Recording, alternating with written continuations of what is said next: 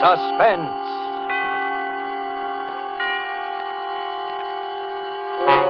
Tonight, To Find Help, starring Frank Sinatra and Agnes Moorehead. My roomer, Mr. Armstrong, tried to warn me that morning he left on his business trip. I remember we were just finishing breakfast and he was rather in a hurry. I don't care what you say, Mrs. Gillis. I just plain don't like it.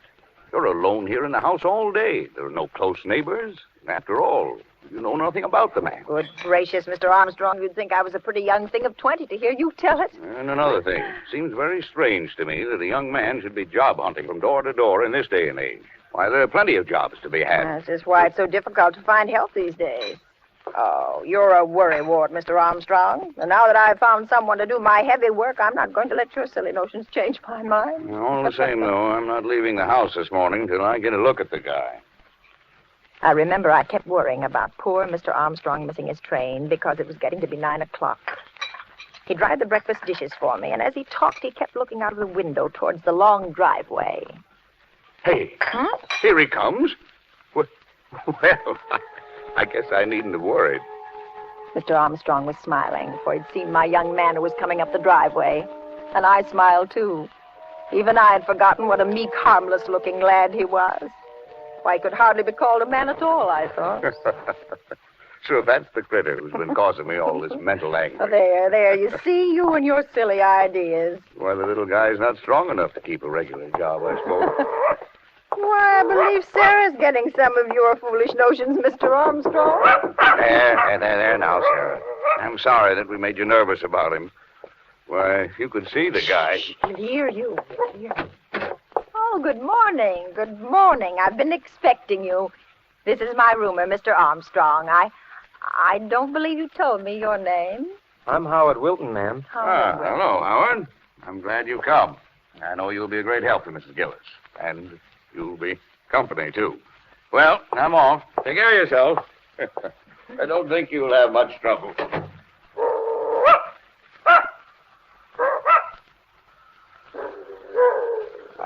I don't believe your dog likes me, Mrs. Gillis. Yes, of course she does, but she's just getting a little old and peevy. Oh. Come along now, Howard, and I'll show you where to hang your coat. Yes. Oh, yes. I always hang my coat up. He followed me into the closet storeroom at the back of the house. Then I handed him a clothes hanger and a rough, heavy apron, which I kept for cleaning help. Is this apron clean, Mrs. Gillis? Why, of course it's clean. No one's worn it since it was laundered last. But there are spots on it. See? Spots? Well, here, let me look at it. Oh, but that's paint. No dirt and dried paint. If you don't mind, I'd rather not wear it. Well, what do you wear then? You didn't bring out the clothes, did you? I'm a neat worker, Mrs. Gillis. You needn't worry about my clothes. No. I turned, and the light hitting his face from the small window made him look so different. I was startled for a moment, and then I thought, why, you're a silly old woman, Mrs. Gillis. And then I smiled. Are you laughing at me, Mrs. Gillis? Oh, why, no. I was laughing at myself. Come along. Let's get started now.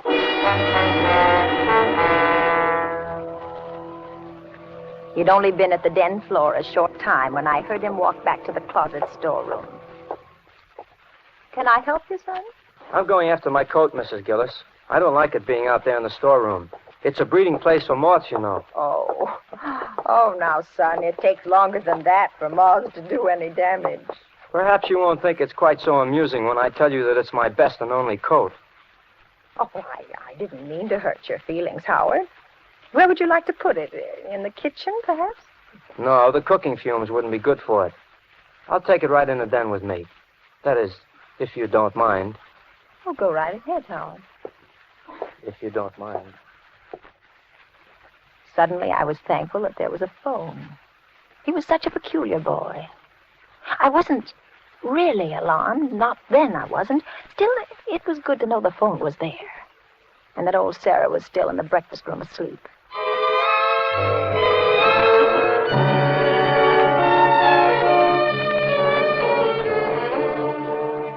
I went on about my own work that morning, but several times I went into the den to have a look at him.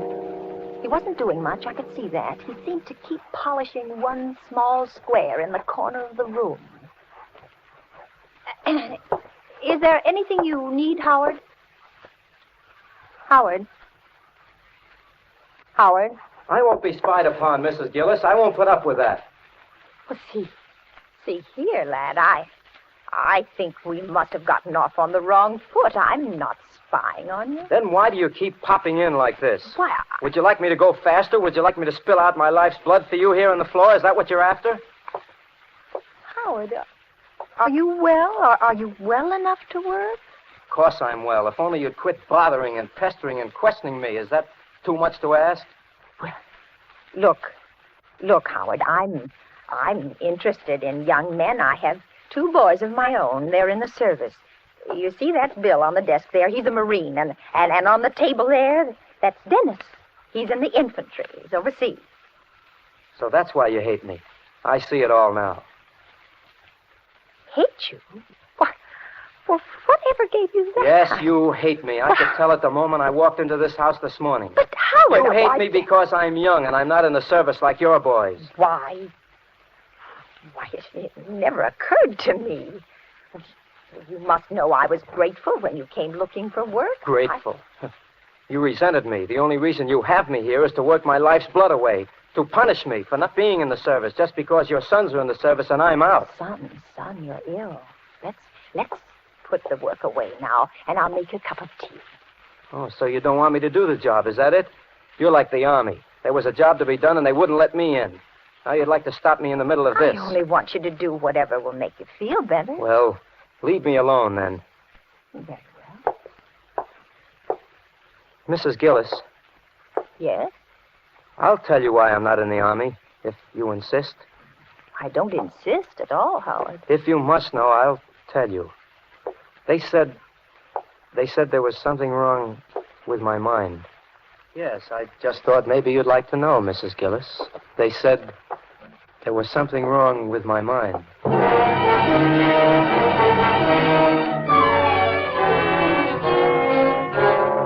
The first thing that I thought of when I reached the hallway was the phone, but it was in the den with Howard. I ran quickly to the back door, but it was locked and the key wasn't in its usual place. The front door, it was locked too.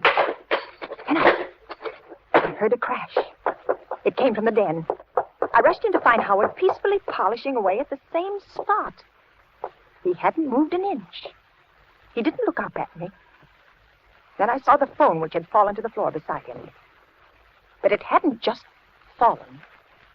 The wires had been torn out of the wall. The phone, Mrs. Gillis, it fell. But the wires... I suppose you think I ruined your phone. The wires? That happened when it fell to the floor. It couldn't have. That happened when it fell to the floor. And it couldn't have. I don't suppose you'll be able to use it anymore, Mrs. Gillis. Not for a while, anyway. No, I don't suppose I will. Sarah! Here, Sarah! Here, Sarah! Mrs. Gillis, Yes? you looking for your dog? Yes, I haven't seen her all morning. She was in the breakfast room. Well, she's not there any longer. Yes, I know. Where is she, Howard? Where is she? Yes, where is she? She's gone. Gone? If you've harmed her... She didn't like me, you know. See here, I've put up with enough, you know. You tell me where my dog is. What, Mrs. Gillis? You'll do what, Mrs. Gillis? Sarah, what will you do? Sarah! She's gone, Mrs. Gillis. I told you that. You've harmed my dog. Have I? You killed her. Oh, poor old Sarah who never heard a thing. She would have hurt me. You're bad, Howard. You're wicked. You're wicked. You're a coward. I'm not You're a coward, coward. Mrs. Gillis. Yes, you are. Cowards are afraid to kill. Only a coward would kill a poor old dog. Well, if I were a coward, I'd be afraid of you, and I'm not afraid of you. Now, you let me out of here. Let me out. I have strong hands, Mrs. Gillis. My fingers are like steel. I've never harmed you. No, and Sarah didn't either, but she would have if I hadn't harmed her Let first. me out of here. You're getting Let very me out. noisy, Mrs. Gillis. Perhaps if I locked you in this closet, you'd calm down a bit. Howard! Howard!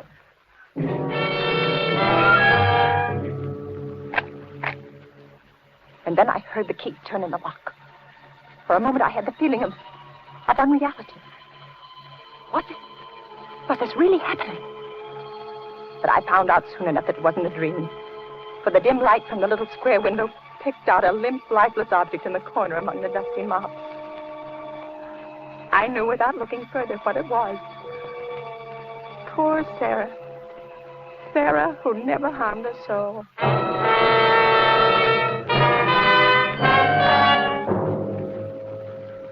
I don't know how long he kept me there. I could hear him moving about the house, but he finally came back. He spoke to me through the door. Have you calmed down, Mrs. Gillis? Yes, Howard.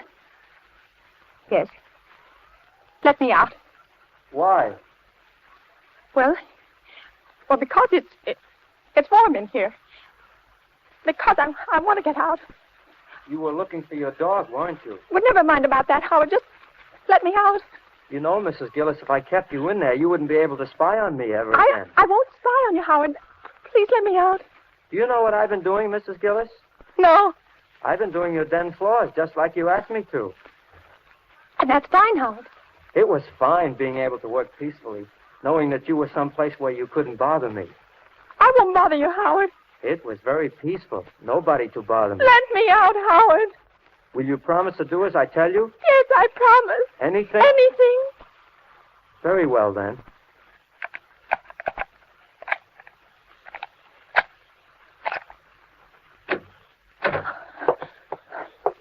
Now, no tricks. No. Feel my hands, Mrs. Gillis. He held them out before him. They were thin, weird-looking hands. Then he turned them over slowly, and he looked down at them. Are they nice hands, Mrs. Gillis? Yes. Yes, they're nice hands. But you haven't felt them. I knew better than to argue, and I forced myself to take hold of one of them. It was icy cold, and the floor wax had made it sticky. Have your sons as nice hands as these? Oh, no. No, they haven't. But they got into the army, didn't they? I'm just as good as they are, you know. Oh, of course you are, Howard. Wouldn't you like some food, lad? You haven't eaten all day, you know. Some food would be good. Let me fix you some. Mrs. Gillis, you know, a woman I worked for once said my hands were weak. She did? Yeah, but she soon found out, however. Well, here. Here now, lad, I have some nice cold roast in the icebox. I taught her a lesson. And it'll only take me a minute to fix some salad. Are your son's hands strong, Mrs. Gillis? Not as strong as yours, Howard. Well, I'll set the table right away. Mrs. Gillis, feel my hands again. They're like steel, you know.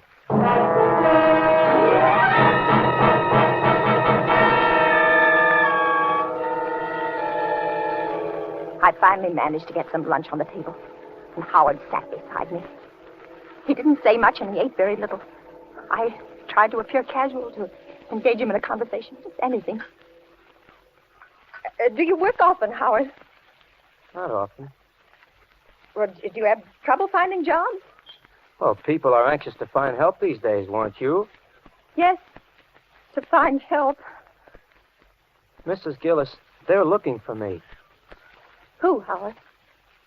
Well, I don't know exactly. The people I worked for last, I guess. Well, was that here, in this town?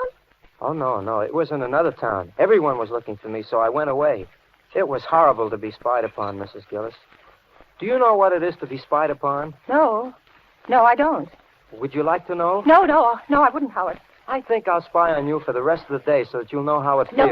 No, Howard, whatever it is you want, just take it and go away. There's nothing I want, Mrs. Gillis. I only want to stay here with you. I can't stand it, Howard. I can't. I am an old woman. Now, please go away and leave me alone. I'm not going away, Mrs. Gillis. There's still a job to be done. I'll go away after I've done everything that's to be done. Howard, I have some money here in my pocket. I got it upstairs for you. It's a great deal, and I'll give it to you. I don't want your money, Mrs. Gillis. Well, then go away. Oh, that would be foolish. Then you'd tell her. Oh, no, I wouldn't. I wouldn't really, Howard. Go away, and I'll never tell us so that you've been here. I won't tell us so. I don't believe you, Mrs. Gillis, and I don't trust you. There's only one way of being certain that you won't tell, and that... My heart jumped. For when I looked out the window, I saw that it was the milkman. Howard moved quickly to the window with me. Tell him to go away. I can't. I've ordered some extra things. And go into the storeroom until he goes. I can't, Howard. He knows I'm here, and he'll expect me to pay him. You promised to do as I told you. Now, will you tell him to go away? Howard, Howard, if I tell him to go, he'll think something's wrong, and then you'll get caught for sure. All right, Mrs. Gillis. Take whatever you've ordered, but if you pull any tricks, you'll be sorry. He opened the cabinet drawer, and I saw him take a knife out. Without another word, he stepped back between the stove and the wall, but he was still within easy reach of me. Oh, my hands were shaking. The milkman knocked as usual at the window over the sink. Just a moment. Well, good afternoon, Miss Gillis. Good afternoon. Lovely day, isn't it? Yes, it is. Miss Gillis, I think I have good news for you. Oh, you have? Yeah. Beginning the 1st, I think we're getting some badly needed help. In the future, your deliveries will be made in the early morning. Well, that's nice. I don't believe you ever did like these late deliveries, did you? Well, I had never really minded. Well, if all our customers were like you, Miss Gillis, it wouldn't be such a bad world. Here you are. 1 quart of milk, a pint of half and half. Bye, Miss Gillis. But the extra things, you forgot them. The extra thing? Yes, the extra things. Now, don't tell me you've forgotten the eggs and the butter. I'll get them right away. Mrs. Gillis, I'm going to give you one more chance. When he comes back, you're going to get rid of him. Do you hear? And if you give me away, I'm going to kill you. I'll kill you before he can get inside this house, and I don't care what happens to me. I won't give you away, Howard. I won't give you away. I'll only pay him. I have to do that. Shut up and remember. Well, here you are, Miss Gillis. Thank you. Anything else? No, that's all. Miss Gillis, I'm sorry, I can't stop to talk to them. Howard stood for a moment behind the stove. His eyes were blazing. Then he spoke without moving. You're very clever, aren't you, Mrs. Gillis? What do you mean? You thought you were going to put something over on me, didn't you? I sent him away, didn't I? The extra things you ordered. There weren't Yes, any. there were. You saw him. You heard him. He didn't know what you were talking about. The milkman had returned. Oh, he stood outside the window. Howard looked at me, and I saw his knuckles go quiet as he clutched his knife. This is your last chance. Get rid of him. Yes, I will. Howard, I will. Sorry to bother you again, Miss Gillis, but you forgot the points on the butter. Oh, yes. Yes, the ration point. Here you are. Sorry I had to bother you, Miss Gillis, but you see, I have to Yes, account I'm for... busy. Can't you see I'm busy? Tell me when he's gone, Mrs. Gillis. I stood by the window and watched. He got into his truck, and then he drove off.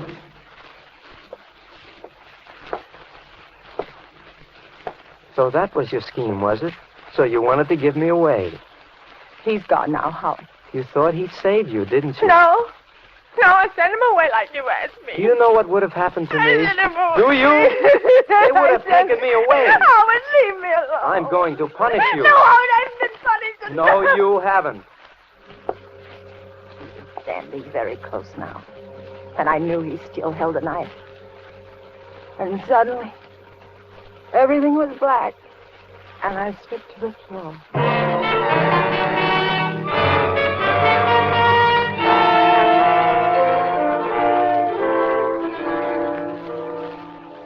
When I came to, I was in the den, on the den floor. My head throbbed. Then I remembered everything. I laid there for a moment and listened. Then I heard a sound. A soft, swishing sound. Suddenly, the hall clock began to strike. Why, it was 5. I'd been unconscious for longer than I'd thought. I sat up. The room had already turned dark in the late afternoon light. But I could see him now. He stood in the middle of the room. He was pushing my heavy floor polisher back and forth. Back.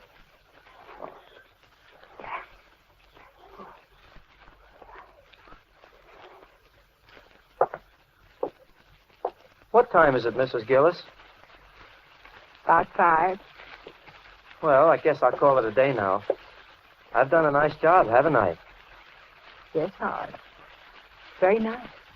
I think I'll be going now. I got to my feet. He paid no attention. He picked up his coat, which he'd placed over a chair when he'd taken it from the storeroom. Then he looked at the floor again. Doesn't it shine nicely, Mrs. Gillis? Yes. Yes, it does. Was it worth $5 to you? Oh, yes, Howard.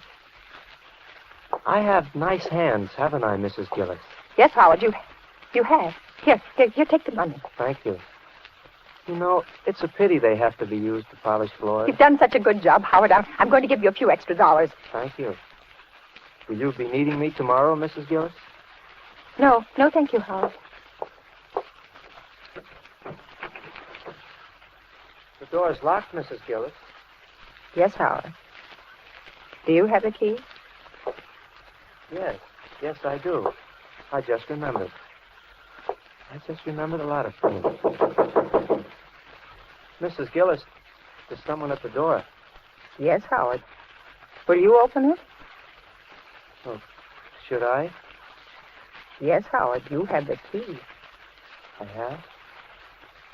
This it, Mrs. Gillis? Yes. Yes, it is. Open the door. Open the door, Howard. Open it. All right, Mrs. Gillis.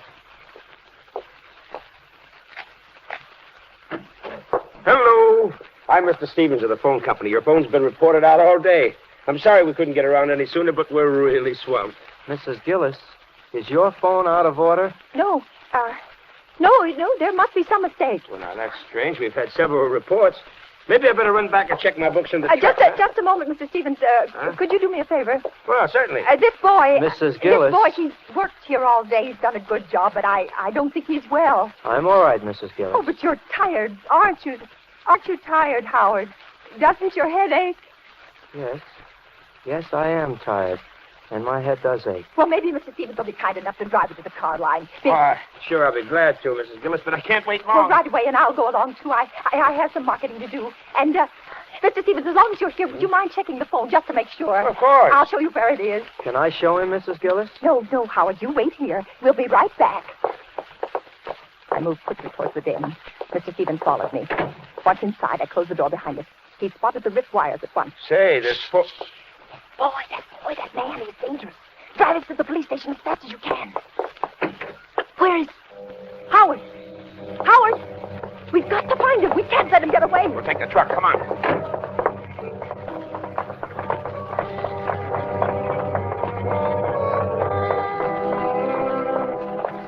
But when we reached the car, I suddenly saw him.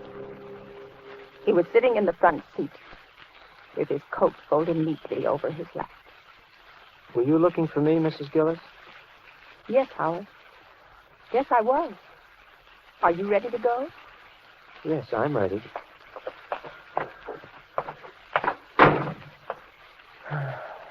It's very kind of you to do this for me.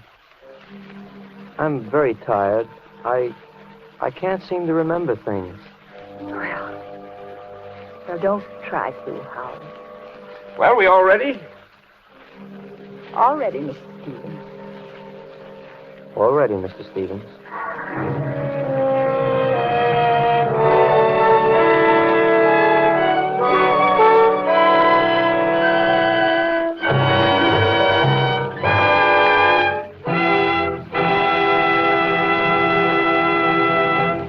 And so closes To Find Help, starring Frank Sinatra and Agnes Moorehead.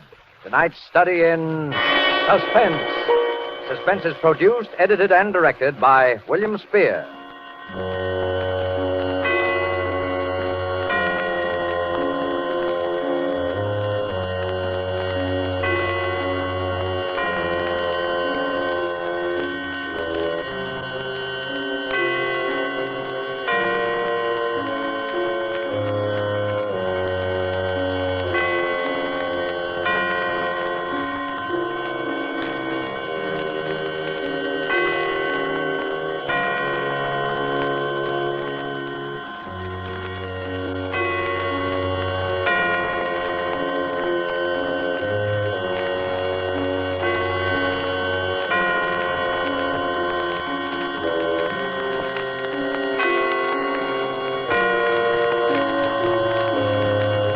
This is the Armed Forces Radio Service.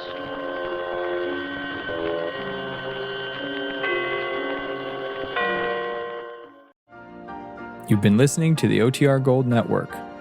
Find more classic radio at otrgold.com.